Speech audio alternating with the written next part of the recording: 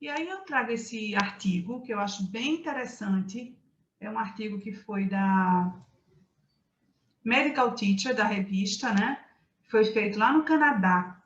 E, na verdade, esse artigo ele tentou criar um blueprint confiável e válido para avaliar o estágio de medicina interna. E como é que eles fizeram? Porque essa dúvida sobre qual é o cenário importante não é uma dúvida só nossa, né? É uma dúvida de várias pessoas que lidam com a educação médica. Então, aí ele pegou 47 cenários e ele entregou esses cenários para análise, tanto do estudante quanto do médico especialista em medicina interna. Então, para cada cenário, ele iria dar um peso de impacto e um peso de frequência.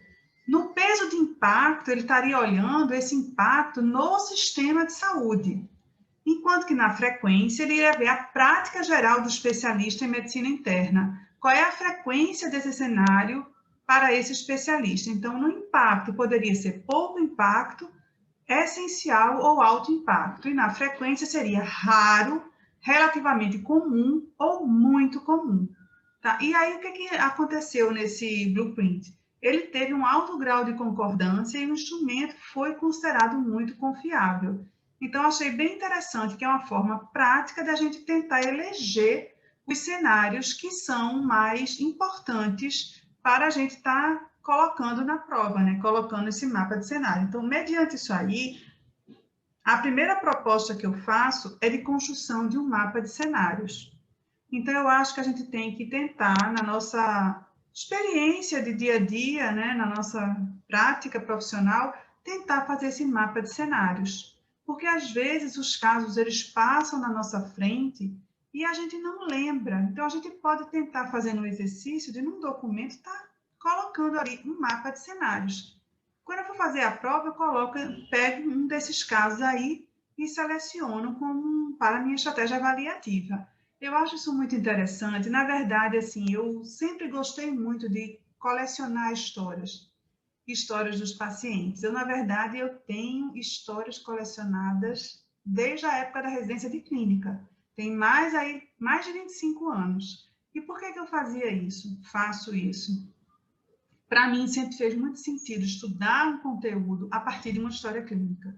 Então, assim, eu realmente acho que, para mim, eu me sinto mais motivada.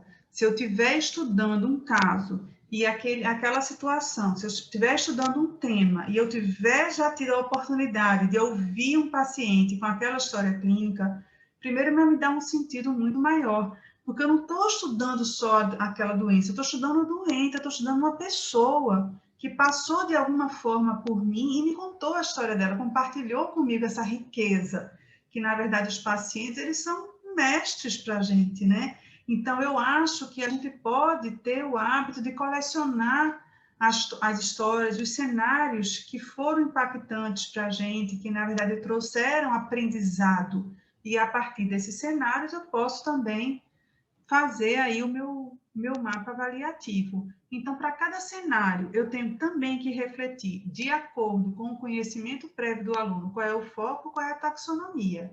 Como assim? Se eu tenho um aluno do segundo ano do curso e eu quero abordar um cenário de pneumonia comunitária, eu tenho que imaginar o que é que esse aluno é capaz de desenvolver em relação a esse tema, a esse cenário. Se ele pode desenvolver, por exemplo, entender os critérios diagnósticos, se ele pode entender as alterações radiológicas. Será que ele pode analisar o diagnóstico diferencial? Talvez ele não possa analisar o diagnóstico diferencial.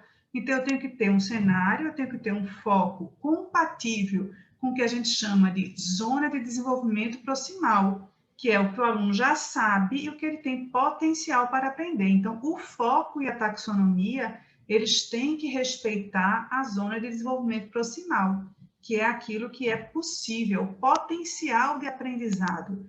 Lembrando sempre que a avaliação é uma estratégia de aprendizado também.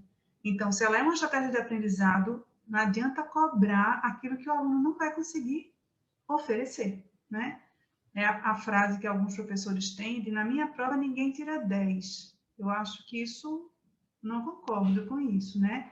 Eu acho que todos os alunos podem tirar 10 em todas as provas, porque elas têm que ser elaboradas para verificar e promover o aprendizado que foi objeto lá da aula, de toda a ação educacional. Então,